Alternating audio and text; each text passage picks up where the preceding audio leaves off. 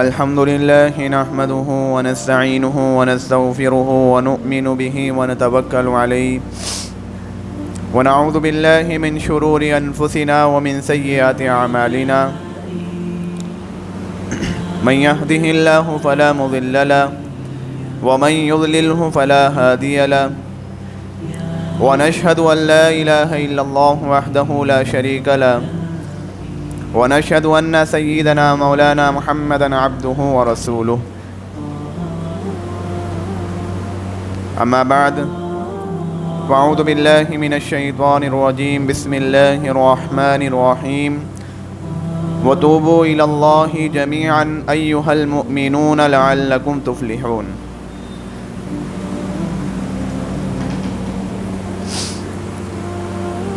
برادران محترم و برادران عزیز، ابھی تک گزشتہ 2 جمعہ سے بات اس پر چل رہی تھی کہ کچھ باتیں اور کچھ چیزیں ایسی ہوتی ہیں کہ بندے اور اللہ کے درمیان حجاب آ جاتے ہیں، یعنی پردے پڑ جایا کرتے ہیں. اب بندے اور اللہ کے درمیان جب حجاب آ جائیں گے، پردے پڑ جائیں گے، تو پھر بندے کو اللہ کا قرب حاصل نہیں ہوگا، بندہ اللہ کے قریب نہیں ہوگا بلکہ اور اللہ سے دور ہوتا چلا جائے گا.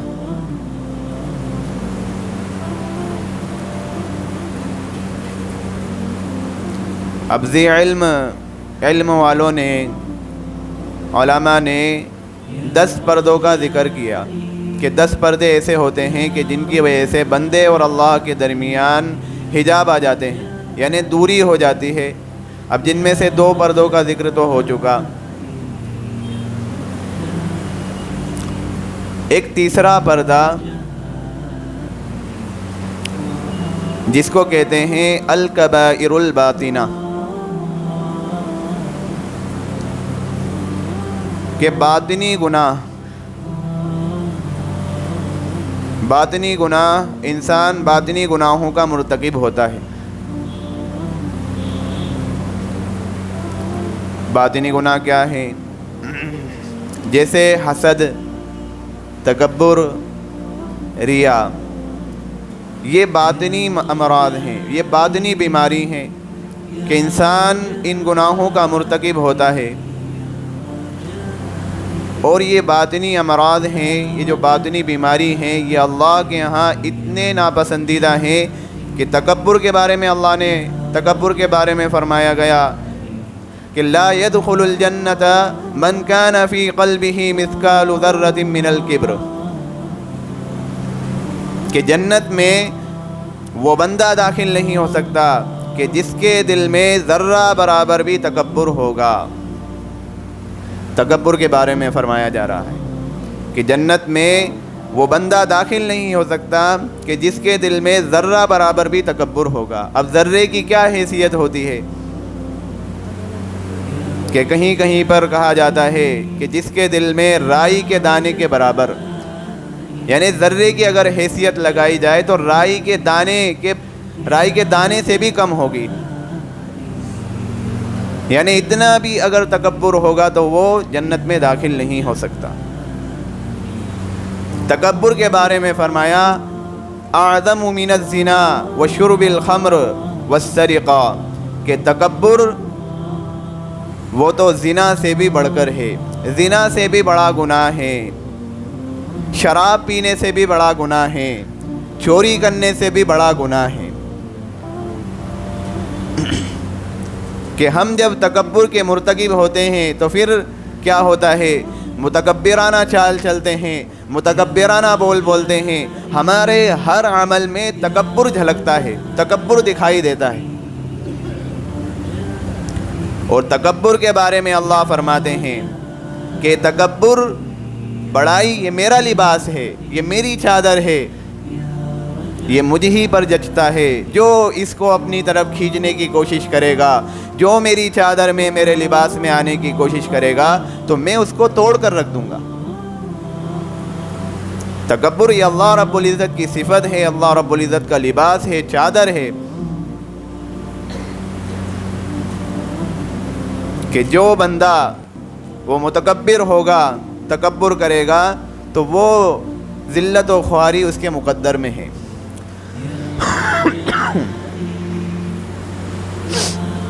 یہ بھی آپ ذہن میں رکھیے کہ اللہ کی رضا کی طرف جو راستہ جاتا ہے، اللہ کی رضا کی طرف جو راستہ جاتا ہے وہ قدموں سے طے نہیں ہوتا، وہ تو دلوں کے ذریعے سے طے ہوتا ہے، کہ دل یہ فاصلہ طے کرتا ہے اللہ کی رضا کی طرف جو راستہ جاتا ہے۔ اگر دل ہی میں مرض ہے، دل ہی میں بیماری ہے تو پھر بریک لگ جائے گا، یہ چل ہی نہیں سکتا، آگے بڑھ ہی نہیں سکتا، کہ جیسے پیٹرول میں کچرا آ جائے تو گاڑی رک جایا کرتی ہے، اسی طریقے سے اگر دل میں تکبر کا کچرا آ گیا تو پھر گاڑی رک جائے گی، پھر اللہ کے قریب ہونے کے بجائے وہ اللہ سے اور دور ہوتا چلا جائے گا۔ تو یہ جو باطنی بیماری ہیں یہ بڑی خطرناک ہوتی ہے۔ یہ تو تکبر کے بارے میں ہوا۔ اسی طریقے سے ایک بیماری ہے حسد۔ یہ حسد انسان کو اندر سے کھوکھلا کر کے رکھ دیتی۔ حسد اتنی بڑی بیماری اور اتنا بڑا گناہ ہے کہ انسان اندر سے پورا کھوکھلا ہو جاتا ہے، کہ جس کے دل میں حسد آ گیا، جس کے اندر حسد ہوگا تو پھر اس کو دوسروں سے شکوہ شکایت ہی رہے گی۔ دوسرا کسی بھی اعتبار سے وہ آگے بڑھ رہا ہو، کامیاب ہو رہا ہو تو پھر اس کو اچھا نہیں لگے گا کہ یہ کیسے آگے بڑھ رہا ہے، یہ کیسے مجھ سے آگے جا رہا ہے۔ یہاں تک کہ اگر کوئی نیکی کے کام میں بھی آگے بڑھتا ہے تو حسد اتنی بڑی بیماری ہے کہ دوسروں کا نیکی کے کام میں آگے بڑھنا بھی اچھا نہیں لگتا۔ ایک شخص وہ دین کے کام میں لگا رہتا ہے، اب جس کے دل میں حسد ہوگا تو وہ بس اس کو یہی شکوہ شکایت رہے گی کہ یہ کیسے آگے جا رہا ہے، دن بھر یہ بس دینی مشغلوں میں لگا رہتا ہے، اس کے پاس اس کے علاوہ کوئی کام نہیں رہتا۔ تو حسد انسان کو اندر سے کھوکھلا کر کے رکھ دیتا ہے۔ اسی طریقے سے ایک باطنی بیماری کہ جس کا ذکر ہوا ریاکاری، یہ ریاکاری انسان کے اعمال کو برباد کر کے رکھ دیتی ہے۔ کہ انسان جو عمل کرتا ہو، جو عمل کر رہا ہو، اگر ریا آ گئی، اگر دکھاوا آ گیا تو پھر وہ چاہے جتنے عمل کر لے، چاہے جتنا اس میں وقت لگا دے، چاہے جتنی اپنی جان خرچ کر دے، مال لگا دے، لیکن وہ برباد ہو کر رہ جائے گا۔ ایک شخص نماز کے لیے کھڑا ہوتا ہے تو بڑے لمبے لمبے قیام ہو رہے ہیں، لمبے لمبی رکعتیں، لمبے لمبے رکوع، لمبے لمبے سجدے، یعنی ایک نماز میں اچھا خاصا اس کا وہ اپنا وقت بھی لگا رہا ہے، اس کی جان بھی لگ رہی ہے کہ کھڑے کھڑے پاؤں دکھ گئے، لیکن اتنی لمبی نمازیں کس لیے ادا کر رہا ہے کہ لوگ مجھے دیکھیں گے تو کہیں گے یار یہ تو بڑی پہنچی ہوئی ہستی ہے، بڑی لمبی لمبی یہ نمازیں پڑھتا ہے۔ لوگوں کو اپنی طرف رجھانے کے لیے، یعنی ان کا ذہن میری طرف آ جائے، اس لیے وہ لمبی لمبی نمازیں پڑھ رہا ہے۔ اب بتائیے ایسی نماز کا کیا فائدہ؟ اس کی نماز تو بالکل خراب ہو کر رہ گئی، اگرچہ ظاہر میں تو وہ بڑا اچھا معلوم ہو رہا ہے، ظاہر میں اس کی نمازیں بھی بڑی اچھے طریقے سے قیام میں رہتا ہے، قرات کرتا ہے، رکوع کر رہا ہوتا ہے، سجدے کر رہا ہوتا ہے، ظاہر میں بڑی اچھی نماز معلوم ہو رہی ہوتی ہے، لیکن چونکہ ریاکاری ہے، دکھاوا ہے، وہ ہوائی لوٹ رہا ہوتا ہے، اس لیے پھر یہ عمل بھی اس کا برباد ہو گیا۔ ایک شخص ہے جو دوسروں کی مدد کرنے میں آگے آگے رہتا ہے، اس کو مدد کی ضرورت ہو تو آگے آ جاتا ہے، لیکن اب مدد کرنے میں بھی ریاکاری ہے کہ میں مدد کر رہا ہوں تو میرا یہ عمل 100 لوگوں کو پتہ چلنا چاہیے کہ میں یہ کام کر رہا ہوں، اور جس کی مدد کی جا رہی ہے اس سے بھی یہ توقع رکھتا ہے کہ یہ 10 لوگوں میں جا کر میری تعریف کرے کہ فلاں نے میری مدد کی۔ یہ ہے ریاکاری، یہ ہے دکھاوا، یہ ہے واہوائی لوٹنا۔ میرے بھائیوں، اس کی وجہ سے اس کا یہ عمل بھی برباد ہو کر رہ گیا۔ اب اس میں اس کی جان بھی لگی، مال بھی لگا، وقت بھی خرچ ہوا، لیکن کیا فائدہ رہا ریاکاری آنے کی وجہ سے؟ تو ریاکاری یہ اتنی خطرناک چیز ہے، اتنا بڑا گناہ ہے کہ یہ انسان کے اعمال کو ہی برباد کر کے رکھ دیتے، انسان کے اعمال قابل قبول نہیں ہوتے۔ تو یہ باطنی امراض، الکبائر الباطنہ، یہ باطنی کبیرہ گناہ، یہ بڑے خطرناک ہوتے ہیں۔ اس سے انسان کو بچنا چاہیے، اپنے آپ کو بچانا چاہیے کہ میرے اندر تکبر نہ ہو، میرے اندر ریاکاری نہ ہو، میرے اندر حسد نہ ہو۔ تو یہ تیسرا حجاب ہے، اس کو کہتے ہیں الکبائر الباطنہ، تیسرا حجاب جو اللہ اور بندے کے درمیان آ جائے تو پھر بندہ اللہ سے قریب ہونے کے بجائے اور دور ہوتا چلا جاتا ہے۔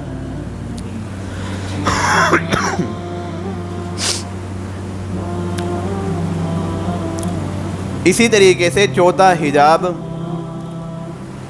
الکبائر الظاہرہ،